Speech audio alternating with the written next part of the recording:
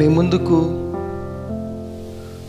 జీవము కలిగిన దేవుని యొక్క వాక్యాన్ని తీసుకొని రావడానికి కృప కలిగిన ప్రభు ప్రసాదించిన కృప కొరకు దేవునికి ఘనత మహిమ ప్రభావాలను చెల్లిస్తున్నాను. ఈ మంచి సమయంలో మీ ముందుకు తీసుకుని వచ్చిన ఈ పరిశుద్ధ గ్రంథమైన లేఖన భాగాలను, దేవుని యొక్క వాక్యాన్ని మనందరము విని దైవికంగా దీవించబడి ప్రభు యొక్క ఆశీర్వాదాన్ని పొందుకోవాలని నా మనవి, నా ఉద్దేశం, నా తలంపు. ఈ రోజున అనేక మంది క్రైస్తవులు దేవుని యొక్క దినం సమీపిస్తుంది, ప్రభు యొక్క ఆగమనపు దినం ఈ లోకానికి రాబోతూ ఉంది. దేవుడు ఈ లోకానికి వచ్చే దినాలు కాలాన్ని చూసినట్లయితే ఆసన్నమవుతూ ఉంది. దేవుని యొక్క సన్నిధిలో ప్రభు నేడో రేపో ఈ లోకానికి రానై ఉన్నాడు. ఆయన వస్తున్న ఈ యొక్క సమయంలో సంఘము దేవుని కొరకు ఏ విధంగా ఉందో ఒక్కసారి మనము జ్ఞాపకం చేసుకొని మనము దేవుని కొరకు ముందుకు వెళ్ళాలి. ఈ రోజున ఎక్కడ చూసినా సరే ఏడుపు, అంగలార్పు, రోదన, ఆక్రందన, ఆవేదన ఇవి మాత్రమే ప్రపంచంలో కనిపిస్తూ ఉన్నాయి. ఈ రోజున ఏడవని దేశము లేదు, కంటతడి పెట్టని వ్యక్తులు లేరు. అనేక మంది గొప్పవారు, పెద్దవారు, చిన్నవారు, హోదా కలిగిన వారు, చదువు, పదవి, తెలివి, బలము, జ్ఞానము కలిగిన వారు అనేక మంది జీవిత తనువును చాలించి మట్టికి మట్టయిపోతూ ఉన్నారు. ఇక్కడ అక్కడ ఎక్కడ విన్నా మరణ వార్తే, ఎక్కడ విన్నా ఏడుపే, అంగలార్పే. ఐగుప్తు దేశములో ప్రథమ సంతానం చనిపోయినప్పుడు ఐగుప్తు దేశం అంతా కూడా అంగలార్చింది, రోధించింది. సామాన్యమైన మనుషులు ఎంత మాత్రమే కాకుండా ఫరో ఇంటిలోనికి కూడా మరణం వచ్చి ఫరోను కూడా కంటతడి పెట్టించిందని మనము వాక్యంలో చూడగలుగుతూ ఉన్నాం. ఈ రోజున ఏడవని వ్యక్తి ప్రపంచంలో, కంటతడి పెట్టని వ్యక్తి ప్రపంచంలో ఎవరూ లేరు. దుఃఖముతో, వేదనతో, ఇబ్బందులతో, సమస్యలతో అనేక మంది కంటతడి పెడుతూ ఉన్నారు. యేసయ్య కూడా ఈ లోకంలోనికి వచ్చినప్పుడు ఆయన చేసిన ప్రార్థన తండ్రి అంగీకరించమని హృదయపూర్వకముగా, మనస్ఫూర్తిగా హృదయాన్ని ప్రభువు వారు నలుగుగొట్టుకుంటూ దేవుని సముఖంలో ఏ విధంగా ప్రార్థించారో ఆ ప్రార్థన మనకి బైబిల్లో కనిపిస్తూ ఉందన్నమాట. ఆయన మనుష్యునిగా ఈ లోకానికి వచ్చిన తర్వాత వేదనతో, రోదనతో ప్రార్థన వినగలిగిన ప్రభువునకు తండ్రికి ఆయన కూడా ఈ లోకంలో ఒక సామాన్యమైన మనుషుని వలె మొర్రపెట్టాడని బైబిలు సెలవిస్తూ ఉంది. ఈ రోజున క్రైస్తవుడు దేవుని సముఖంలో ఏడవాలి, కన్నీరు విడవాలి, కంటతడి పెట్టాలి. ప్రభు పాదాలు ఆ విధంగా పట్టుకొనగలగాలి. ఈ రోజున నీవు, నేను, మనం ఏ విధంగా ఉన్నామో ఒక్కసారి మనము జ్ఞాపకం చేసుకొని మనము దేవుని కొరకు ముందుకు సాగాలని దేవుని వాక్యం ఆ విధంగా సెలవిస్తూ ఉందన్నమాట. ఒక మాటలో చెప్పాలి అని అంటే, ప్రభునందు ప్రియులారా, ప్రపంచంలో ప్రతి వ్యక్తిని మనము కలిసి ఈ విధంగా అడుగుదాం, అయ్యా నీకు ఏడవడం ఇష్టమా, నీకు నవ్వటం ఇష్టమా, నువ్వు ఏడుస్తావా లేకపోతే నవ్వుతూ ఉంటావా అని అంటే, ఏడుపు నాకు వద్దండి, నాకు సంతోషమే కావాలి, నా నోటి నిండా నవ్వు ఉండాలి అని ప్రతి వారు కూడా ఈ రోజున ఆ విధంగా కోరుకుంటూ ఉంటున్నారు. ఈ రోజున ఈ నవ్వే ప్రపంచంలో కరువైపోయింది. ఈ రోజున ఈ ఆనందమే ప్రపంచాల్లో కొరతగా ఉంది. కుటుంబ జీవితంలో కొరతగా ఉంది. ప్రపంచపు దేశంలో కొరతగా ఉంది. ఎక్కడ చూసినా ఏదో ఒక కలవరం, ఏదో ఒక ఏడుపు, అంగలార్పు మనకి కనిపిస్తూ ఉందన్నమాట. గనుక పరిశుద్ధ గ్రంథమైన బైబిల్ సెలవిస్తున్న మాట మనం చూడగలిగితే, ఒక వ్యక్తి దేవుని సముఖంలో ఏడ్చిన వ్యక్తిగా ఉంటే ఆయన లోకములో సంతోషంగా నవ్వే వ్యక్తిగా ఉంటాడు అని మనము గమనించాలి. ప్రభు పాదాల చెంత కంటతడి పెట్టే వ్యక్తి, కన్నీరుని విడిచే వ్యక్తి ప్రపంచంలో సంతోషంగా ఆనందంగా ఉండడానికి అవకాశం ఉంది. ఈ రోజున అనేక మంది ప్రజలు దేవుని పాదాలు పట్టుకోలేక, దేవుని చెంత కన్నీరు విడవలేక, ప్రభు సముఖములో ప్రార్థన చేయలేక ఈ రోజున అనేక మంది లోకములో విచ్చలవిడిగా జీవిస్తున్నారు. లోకముతో మిళితమైపోతూ ఉన్నారు. దేవుణ్ణి విడిచిపెట్టి సంతోషం కావాలి అని ప్రజలు ఈ రోజున కోరుకుంటూ ఉంటున్నారు. దేవుడు అంటున్నాడు, నాకు వేరుగా ఉండి మీరు ఏమీ చేయలేరు, చేసినా అది నిష్ప్రయోజనమే. అది మీ బ్రతుకులో ఆనందాన్ని, తృప్తిని అది ఎప్పటికీ కలిగించదని పరిశుద్ధ గ్రంథమైన బైబిలు ఆ విధంగా సెలవిస్తూ ఉందన్నమాట.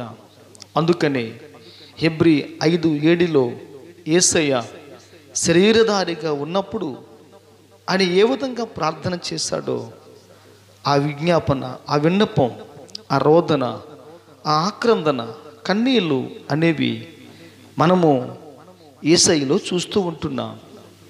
యేసయ్య బ్రతుకులో మనం చూస్తూ ఉంటున్నాం. ఈరోజు నీవు నేను కూడా ప్రభు సముఖములో ఏ విధంగా యేసయ్య తండ్రి పాదాలు పట్టుకొని ఏడ్చి మొరపెట్టుకున్నాడో ఈ రోజున ప్రతి క్రైస్తవుడు కూడా దేవుని సన్నిధిలో ఆ విధంగా ప్రభు పాదాలు పట్టుకొని మొరపెట్టాలి, కన్నీరు విడవాలి, ప్రభు సింహాసనాన్ని తడపాలి, దేవుని పాదపీఠము చెంత సాగిలి పడిపోవాలి. దేవా, మా ప్రపంచంలో కాలాలు మారిపోతూ ఉన్నాయి, స్థితిగతులు మారిపోతూ ఉన్నాయి, మా ప్రపంచంలో విధి విధానాలు, పరిస్థితులు మారిపోతూ ఉన్నాయి. అయ్యా, మా ప్రజలు భయకంపితులు అయిపోతున్నారు, భయముతో బాధపడుతూ ఉన్నారు. ఈరోజు మా ప్రపంచానికి, మా ప్రజలకు అటువంటి ఆదరణ, ఓదార్పును ఇవ్వండి అయ్యా అని ఈ రోజున నీవు నేను ప్రభు సముఖములో ఏడ్చే వ్యక్తిగా, అంగలార్చే వ్యక్తిగా, రోధించే వ్యక్తిగా, విలపించి విజ్ఞాపన చేసే వ్యక్తిగా ఈరోజు నీవు నేను ఉండాలని ప్రభులు వారు కోరుకుంటూ ఉంటున్నారు. మన జీవితంలో మనకి ఒక్కరికే సంతోషం ఉంటే సరిపోతుందా? చాలదు, సరిపోదు. మన ప్రజలు సంతోషంగా ఉండాలి, మన దేశం సస్యశ్యామలంగా ఉండాలి, మన ప్రజలు ఆనందంగా ఉండాలి. ఇవన్నీ కలిగి ప్రజలు ఆ విధంగా ఉన్నప్పుడు అప్పుడు మన బ్రతుకులో, జీవితంలో మనము సమాజం సంతోషంగా, సమాధానంగా ఉండడానికి కృపగలిగిన ప్రభులు వారు ఆ విధంగా సహాయం చేస్తారు. బైబిల్ గ్రంథంలో యాకోబు రాసిన పత్రిక 4వ అధ్యాయం 9వ వచన భాగం 4:9 ఈ విధంగా వాక్యము సెలవిస్తూ ఉంది. వ్యాకుల పడుడి, దుఃఖపడుడి, ఏడువుడి, మీ నవ్వును దుఃఖమునకును, మీ ఆనందమును చింతకును మార్చుకోనండి అని ప్రభులు వారు మాట్లాడుతున్నారు. ఏడవండి, వ్యాకులు పడండి, బాధపడండి, దుఃఖపడండి, మీ సంతోషాన్ని దుఃఖానికి మార్చుకోండి, మీ ఆనందాన్ని దుఃఖానికి మీరు మార్చుకొని ప్రభు సముఖములో ఆ విధంగా ప్రార్థన చేయాలి అని బైబిల్ సెలవిస్తుంది. ఎందుకండి మేము ఏడవాలి? మేమెందుకు దేవుని సముఖంలో కంటతడి పెట్టాలి, కన్నీరు పెట్టాలి అని మీరు అడగగలిగితే, కనికరము కలిగిన ప్రార్థన దేవుని కనికరాన్ని పొందుకునే విధంగా చేస్తుంది. అదేవిధంగా కన్నీటి ప్రార్థన దేవుని యొక్క సింహాసనాన్ని కదిపిస్తూ ఉంటారన్నమాట. కదిపిస్తూ ఉంది, దేవుని యొక్క సింహాసనాన్ని కదిలిస్తూ ఉందన్నమాట. ఈ రోజున నీవు నేను కూడా కన్నీటి ప్రార్థన దేవుని సముఖంలో చేయాలని దేవుని వాక్యం ఆ విధంగా సెలవిస్తూ ఉంది. అంత మాత్రమే కాదు, ఈరోజు మన సంతోషాన్ని, ఈరోజు మన ఆనందాన్ని దుఃఖానికి మార్చుకొని ప్రభు సముఖంలో ఏడ్చే సమయం, అంగలార్చే సమయం, రోధించే సమయం ఆసన్నమైందని ప్రతి క్రైస్తవుడు మర్చిపోకూడదు. ప్రతి సంఘము మర్చిపోకూడదు. ప్రతి వ్యక్తి మర్చిపోకూడదు. ప్రభు యొక్క దినాలు దగ్గర పడుతున్నాయి. ఏమండి, వస్తానన్న యేసయ్య రాక మానడు. ఆయన వచ్చినప్పటికీ నీ జీవితంలో సిద్ధపాటు కనిపించాలి, తగ్గింపు కనిపించాలి, కనికరము కనిపించాలి, కన్నీటి ప్రార్థన కనిపించాలి. ఇవన్నీ నువ్వు కలిగి జీవించగలిగితే, ఉండగలిగితే ఒక్కనాడు నువ్వు ఆ పరలోకంలో ప్రవేశించే భాగ్యాన్ని దేవుని ద్వారా పొందుకుంటావని దైవ వాక్యం ఆ విధంగా సెలవిస్తూ ఉందన్నమాట. పరిశుద్ధ గ్రంథమైన బైబిల్లో మనము చూడగలిగితే క్రైస్తవుడు ఎందుకు కన్నీరు కార్చాలి? క్రైస్తవుడు ఎందుకు కన్నీరు కార్చాలి? ఏ ఏ విషయాలలో కన్నీరు కార్చాలి? వేటి వేటి విషయంలో ఈ రోజున క్రైస్తవుడు కన్నీరు విడవాలి అనే ఒక ప్రశ్న బహుశా మీకు అందరికీ వచ్చి ఉంటుంది. ప్రశ్న రావాలి. మనకి ప్రశ్న ఉంటేనే సమాధానం ప్రభు సముఖంలో లభిస్తుంది. వాక్యం చూడగలిగితే దావీదు సంకీర్తన 6వ అధ్యాయం 6వ వచన భాగం, కీర్తన గ్రంథం 6వ అధ్యాయం 6వ వచన భాగములో దేవుని వాక్యం ఈ విధంగా సెలవిస్తూ ఉంది. ప్రతి రాత్రి కన్నీరు విడుచుచు నా పరుపు తేలజేయుచున్నాను అని భక్తుడు మాట్లాడుచూ ఉన్నాడు. ప్రతి రాత్రి కన్నీరు విడుచుచు నా పరుపు తేలజేయుచున్నాను. ప్రతి రాత్రి దేవుని పాదాలు పట్టుకొని ప్రార్థన చేస్తూ కన్నీరు విడుస్తూ నా పరుపును నేను తేలజేయుచున్నాను అని భక్తుడైన దావీదు ఆ విధంగా మాట్లాడుచూ ఉన్నాడు. దావీదు మహారాజు, దావీదు రాజు, దావీదు రాజ్యాధినేత, దావీదు సార్వభౌమ అధికారము కలిగిన వాడు. ఆయన రమ్మంటే వస్తారు, పొమ్మంటే ప్రజలు పోతారు. అంత గొప్ప అధికారం బలము కలిగిన ఆ భక్తుడు మాట్లాడుచున్న మాట ఏమిటంటే, ప్రతి రాత్రి కన్నీరు విడుస్తూ నేను దేవుని యొక్క సముఖంలో నేను నా పరుపును తేలజేస్తూ ఉన్నాను. నేను నా పరుపుకి భారంగా లేను. నేను నా పరుపుకి చులకనైపోయాను. నేను నా పరుపును విడిచిపెట్టి, సుఖాన్ని సౌఖ్యాన్ని విడిచిపెట్టి దేవుని సముఖంలో నా మంచము దగ్గరే క్రింద నేను దేవుని సముఖంలో మోకరిల్లి దేవుని సముఖంలో కన్నీరు విడుస్తూ ప్రార్థన చేస్తున్నానని భక్తుడు ఆ విధంగా సెలవిస్తూ ఉన్నాడు. అయ్యా దావీదు, నువ్వెందుకు ఆ విధంగా ప్రార్థన చేస్తున్నావు అని అడిగితే అప్పుడు దావీదు ఈ విధంగా అంటాడు, నా దోషం, నా పాపం, నా అపరాధం, నా అతిక్రమం. దావీదు సంకీర్తన 51:1-2-3లో దావీదు పాపానికి పెట్టే పేర్లు ఇవన్నీ కూడా పాపానికి పెట్టే పేర్లుగా మనం వాటిని చూస్తూ ఉంటున్నాం. ఇన్ని రకాలుగా పాపాన్ని దావీదు పిలుస్తూ ఉన్నాడు. నా దోషం, నా పాపం, నా అతిక్రమం, నా అపరాధం అని భక్తుడు ఆ విధంగా పాపాన్ని వర్ణిస్తూ పేరులు పెట్టి పిలుస్తూ ఉన్నాడు. అయితే ఎందుకు ఈ విధంగా దావీదు చెప్పాలి అని అంటే, దావీదు ఒక్క దినమున చేసిన ఆ చిన్న పొరపాటును బట్టి, దావీదు ఒక దినమున దేవుని సముఖంలో చేసిన ఆ చిన్న తప్పిదాన్ని బట్టి, అపరాధాన్ని బట్టి జీవితంలో ఎన్ని పోగొట్టుకున్నాడో, ఎన్ని కోల్పోయాడో, ఎంత నష్టపోయాడో, కుటుంబంలో, రాజ్యములో, తన జీవితంలో, తన బ్రతుకులో ఎంతమంది శత్రువులు, శ్రమ, నష్టము, కష్టం, ఇబ్బంది ప్రవేశించిందో దావీదుకి బాగా తెలుసు. దావీదుకు బాగా తెలుసు. దావీదుకు బాగా అర్థమైపోయింది. ఇది దేవుని శిక్షే, ఇది దేవుని ద్వారా వచ్చిన ఒక పెద్ద ఉపద్రవం. నేను మారాలి, మార్పు చెందాలి, కన్నీరు విడవాలి అని భక్తుడు ఆ దినమున తను చేసిన పాపాన్ని బట్టి ప్రభు సముఖములో ప్రతి రాత్రి కూడా కన్నీరు విడుస్తూ తన పరుపును తెలజేయుచున్నాడని దేవుని వాక్యం ఆ విధంగా సెలవిస్తూ ఉంది. నేను అంటున్నాను, మనము దావీదు కన్నా పరిశుద్ధులమా? మనము దావీదు కన్నా మనము గొప్పవారమా? మనము దావీదు కన్నా మనము ఎక్కువ వారమా? దావీదు కన్నా మన జీవితంలో పరిశుద్ధత ఎక్కువగా ఉందా? మనము దావీదు కంటే అధికులుగా, ఉన్నతులుగా మనం ఉన్నామా అని అంటే, మనకి అధికము కానీ, ఆధిక్యత కానీ, ఉన్నతము కానీ, ఔన్నత్యము కానీ, ఔదార్యము కానీ దావీదు కన్నా మరి ఏది మన దగ్గర లేదు అని మనం గమనించాలి. దావీదు కన్నా మనం ఏ విషయంలో మించజాలము అని మనం ఈ దినమున గ్రహించి, ఆలోచించి అర్థం చేసుకోవాలి.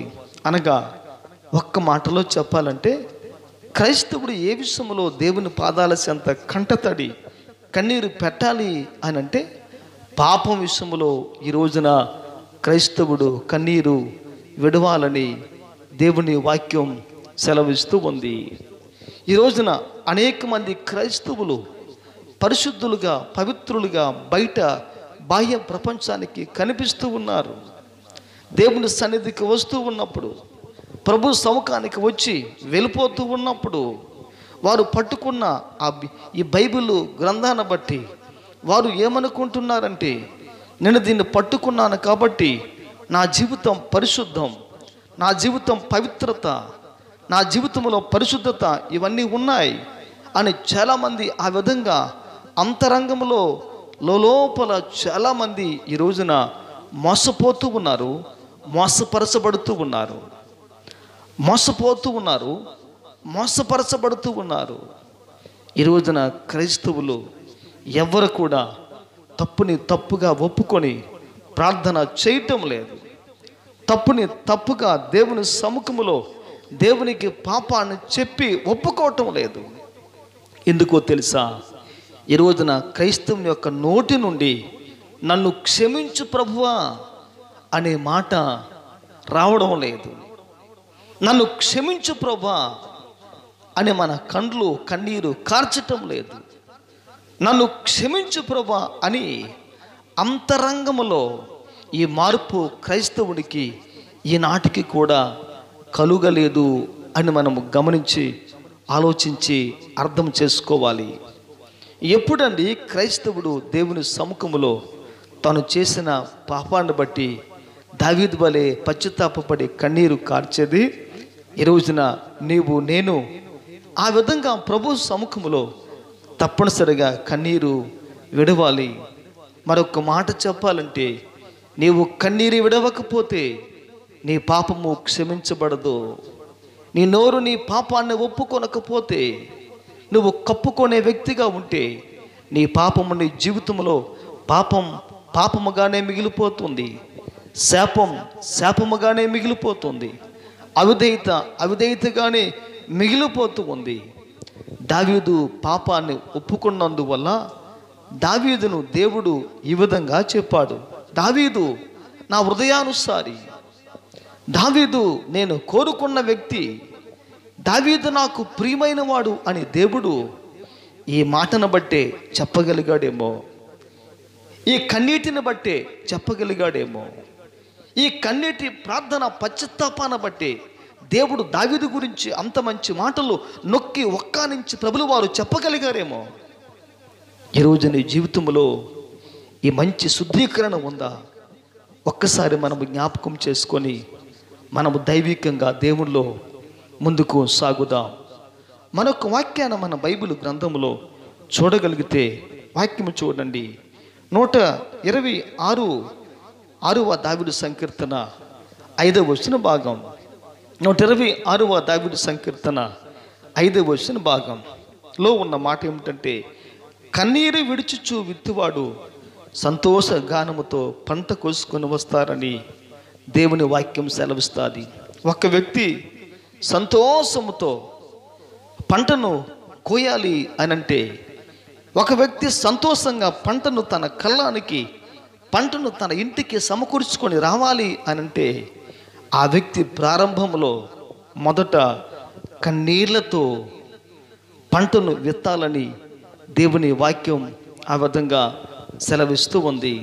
దయతో ఈ మాటను కాస్త ఆత్మ సంబంధంగా ఆత్మీయంగా చెప్పనివ్వండి. ఒక రైతు తన పొలములో ఎప్పుడు కూడా పంటను విత్తినప్పుడు ఆ వ్యక్తి సంతోషంగా పంట విత్తుతాడు. ఇవన్నీ మొలకెత్తుతాయి, ఇవన్నీ చెట్లుగా ఎదిగి అభివృద్ధి పొంది, ఇవన్నీ పంటను కాచిన తరువాత ఇవన్నీ పంటను కాసిన తరువాత ఈ పంట అంతా నా చేతికి వచ్చిన తర్వాత నాకెంతో సమృద్ధి, నాకెంతో దీవెన, ఆనందం ఉంటుంది. రైతు ఆ విధంగా మంచిగా ఆలోచించి మంచి ఉద్దేశంతో ఆ విలువైన విత్తనాలు అన్నీ కూడా నేల మీద సంతోషంగా చల్లిస్తూ ఉంటాడు. ఎందుకో తెలుసా?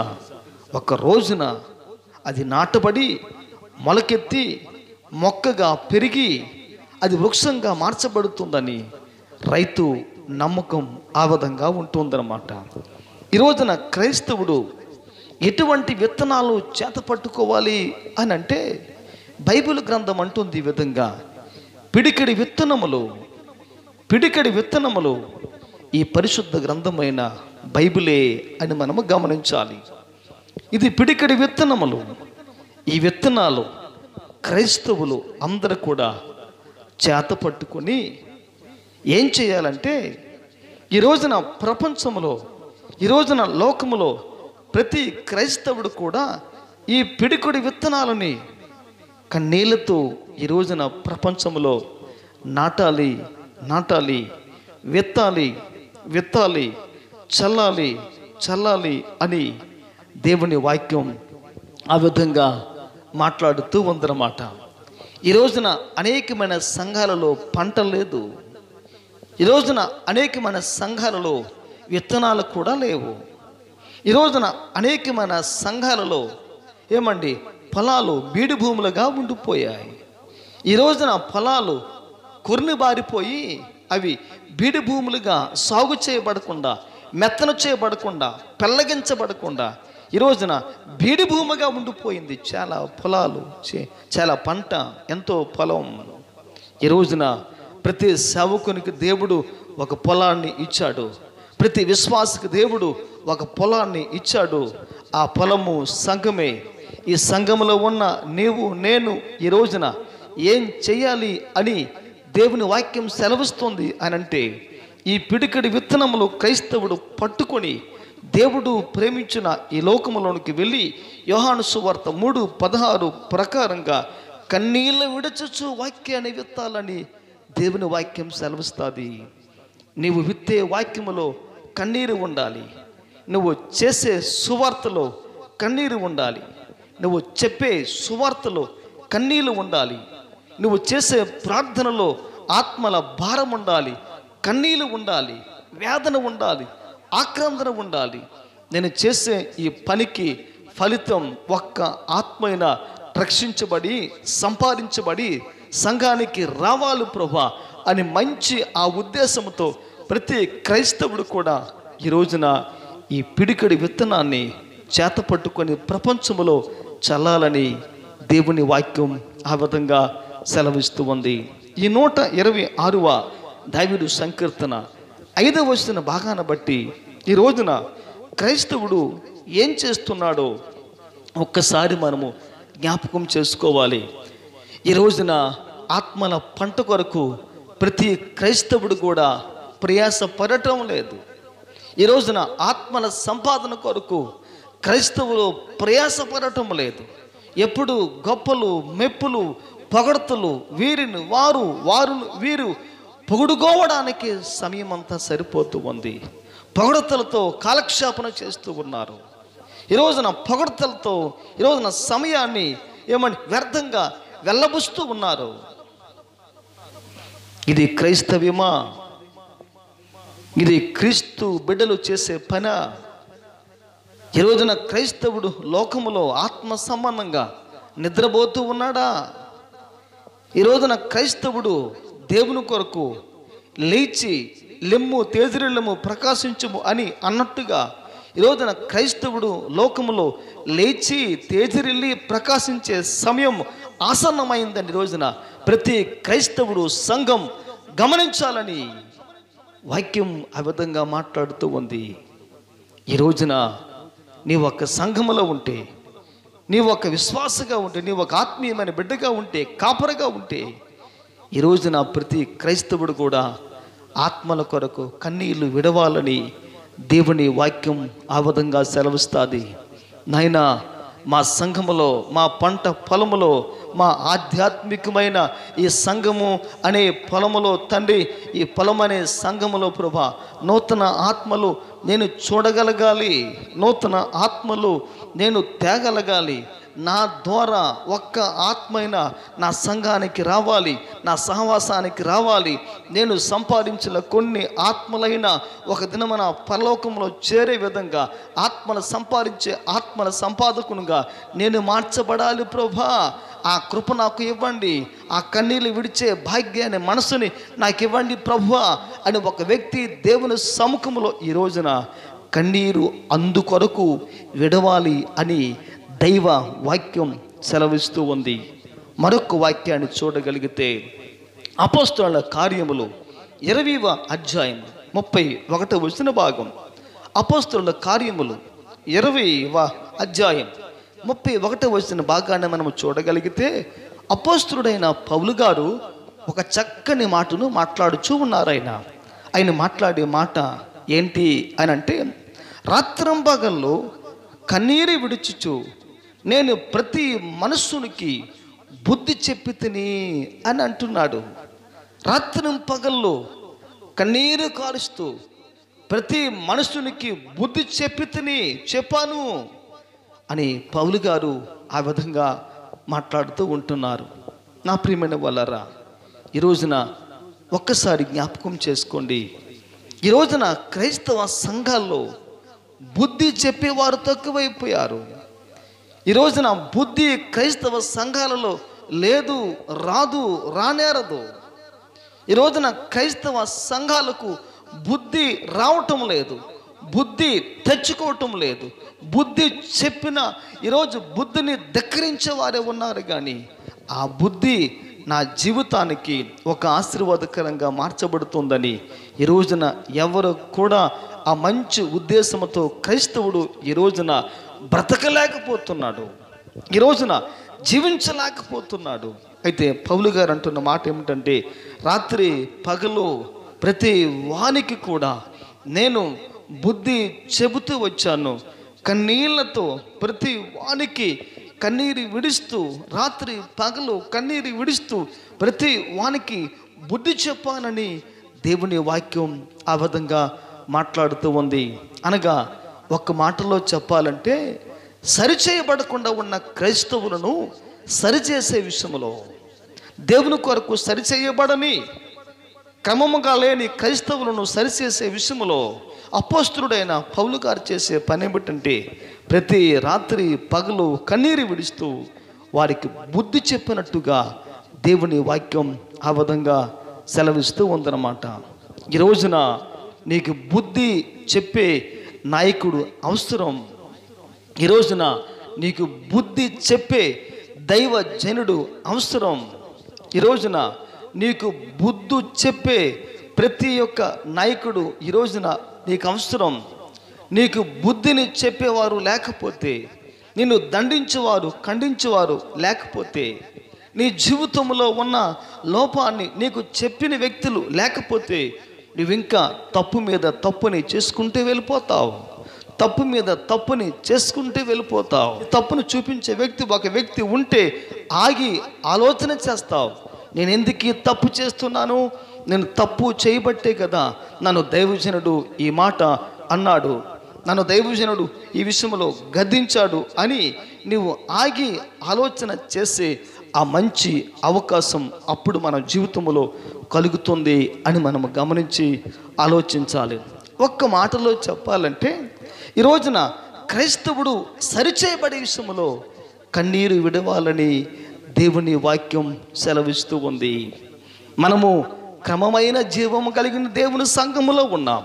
క్రమమైన జీవము కలిగిన దేవుని సంఘములో నీవు ఉండి అక్రమంగా ఉంటే, నీవు ఉండి అవిధేయునిగా ఉంటే, నీవు ఉండి మార్పు చెందని వ్యక్తిగా ఉంటే, నీవు ఉండి పరిపక్వత నొందని వ్యక్తిగా ఉంటే, నీ జీవితము ద్వారా అనేక మందికి మంచి విషయాలు సమాజంలోనికి వెళ్ళడం కష్టం అని మనం గమనించాలి. మనలను చూసిన వ్యక్తులు, మనతో సహవాసము చేసిన వ్యక్తులు మన వలె మార్చబడితే సంఘము అంత ఒక్కనాటికి అక్రమమైన సంఘముగా మార్చబడుతుంది. సరిచేయబడని సంఘముగా మార్చబడుతుంది. మాట వినని సంఘముగా మార్చబడుతుంది. నొల్లని సంఘముగా ఈ రోజున సంఘాలు మార్చబడే అవకాశం ఉందని దేవుని వాక్యం ఆ విధంగా సెలవిస్తూ ఉంది. ఒక్క మాటలో చెప్పాలంటే, ఈ రోజున క్రైస్తవులు సంఘములో సరిచేయబడే విషయంలో ఎప్పుడు కూడా కన్నీరు కార్చాలని దేవుని వాక్యం ఆ విధంగా సెలవిస్తుంది. భక్తుడు ఈ విధంగా అంటాడు, నీతిమంతులు నన్ను కొట్టుట నాకు తైలాభిషేకము అని భక్తుడు అంటాడు. నీతిమంతుడు నన్ను కొట్టుట, నన్ను గద్దించుట, నన్ను సరిచేయుట, నా లోపాన్ని నాకు చూపించుట నాకు తైలాభిషేకం వంటిది అని భక్తుడు ఆ విధంగా మాట్లాడుచున్నాడు. ఈ రోజున ఏ వ్యక్తి అయినా నీ తప్పును నీకు చూపించి మాట్లాడుతూ ఉంటే, తమ్ముడు తప్పు చేస్తున్నావు, అక్క తప్పు చేస్తున్నావు, చెల్లి తప్పు చేస్తున్నావు, బ్రదర్ తప్పు చేస్తున్నావు అని నీ తప్పుని నీకు చూపించే వ్యక్తులు నీ జీవితంలో నువ్వు కలిగి ఉండుట నీకు ప్రయోజనం, నీకు ఆశీర్వాదం, అది నీకు దీవెన. అది మరొక తప్పును చేయకుండా నీ జీవితంలో ఆ తప్పుతోనే జీవితంలో ఆగిపోయి పరిశుద్ధునిగా జీవించే అవకాశం ఉందని ఈ రోజున దేవుని వాక్యం ఆ విధంగా మాట్లాడుతుంది. కాబట్టి ఒక వ్యక్తి సరిచేయబడే విషయంలో నిజంగా ప్రభు పాదాలు పట్టుకోవాలని దేవుని వాక్యం ఆ విధంగా సెలవిస్తుంది. బైబిల్ గ్రంథములో మనం చూడగలిగితే ఎంతోమంది వ్యక్తులు సరిచేయబడకుండా పాడైపోయిన వారు ప్రపంచంలో బైబిల్లో చాలామంది ఉన్నారు.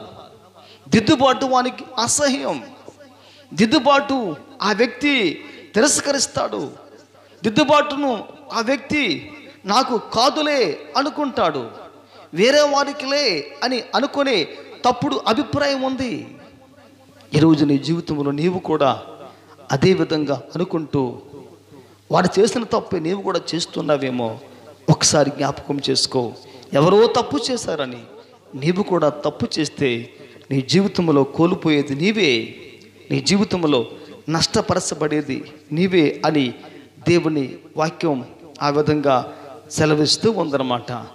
మరి ఏ విషయంలోనండి క్రైస్తవుడు ఏడవాలి అని మనము ఆలోచన చేయగలిగితే, పరిశుద్ధ గ్రంథమైన బైబిల్లో మరొక మాట చూడండి. సమయం లేదు, నేను ముగిస్తున్నాను. ప్రభువు చిత్తమైతే అవకాశం ఇస్తే దేవుడు మరొక సమయంలో మరలా మనం కలుద్దాం.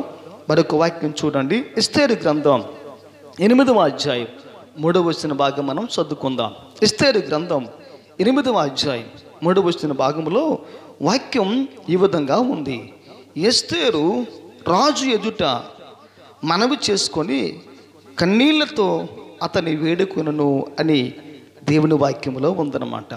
ఎస్తేరు ఏడ్చుచు దేవుని సముఖానికి వెళ్ళి, ఎస్తేరు ఏడ్చుచు రాజు యొక్క సన్నిధికి వెళ్ళి రాజు సముఖములో ఏడుస్తూ రాజుకు మొరపెట్టుకుంది అని బైబిల్ గ్రంథం ఆ విధంగా సెలవిస్తూ ఉందన్నమాట. మనం అడుగుదాం, ఎస్తేరు రాణి వస్తే తర్వాత ఆశ్వరేస్తు రాజునకు రెండవ భార్యగా షూషాను కోటలో ఉన్న ఆస్థానములో రాజుకు భార్యగా మార్చబడింది. ఆ రాజుకు భార్యగా మార్చబడిన తర్వాత ఆమె సంతోషంగా, సమాధానంగా, ఆనందంగా, ఒక విధంగా చెప్పాలంటే రాణి హోదాను ఆ తల్లి సంపాదించింది.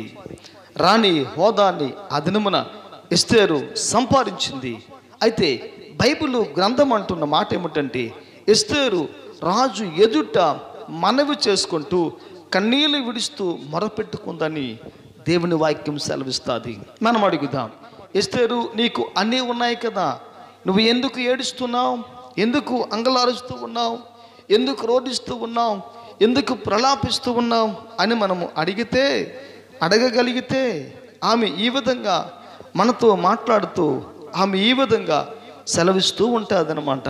ఆ మాట ఏంటి అని అంటే, అయ్యా, షూషాను కోటలో, షూషాను నగరంలో మా యొక్క యూదా జనాంగం ఉన్నారు, యూదా ప్రజలు ఉన్నారు, యూదా జాతి వారు ఉన్నారు. మా ప్రజలు, నా స్వజనులు, ఆ ప్రజలు బ్రతకాలి అంటే, ఆ ప్రజలు సజీవంగా ఉండాలంటే రాజు శాసనం ఈ రోజున మార్చబడాలి, యూదులు మరణించాలి అని హామాను తీసుకుని వచ్చిన ఆ రాజు యొక్క శాసనం కొట్టివేయబడాలి అంటే నేను రాజు సముఖానికి వెళ్ళి కన్నీరు విడిచి మొరపెట్టి రాజును వేడుకోవాలని ఆమె ఆ విధంగా మాట్లాడుతూ ఉంది.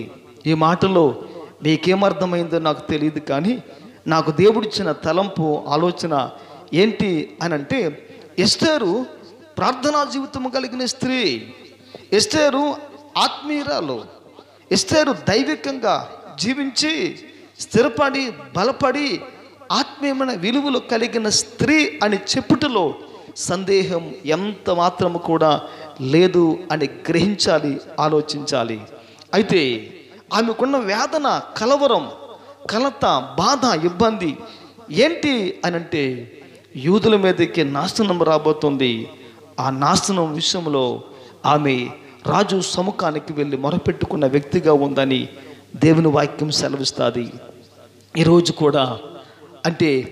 కూడా మన ముందు, మన కళ్ళ ముందు ఏమండి క్రైస్తవ సమాజం ఉంది, మరొక ప్రక్క అన్య సమాజం ఉంది, క్రైస్తవ లోకం ఉంది, ఏమండి క్రైస్తవ లోకం ఉంది, అన్య సమాజం ఒక ప్రక్క ఉంది.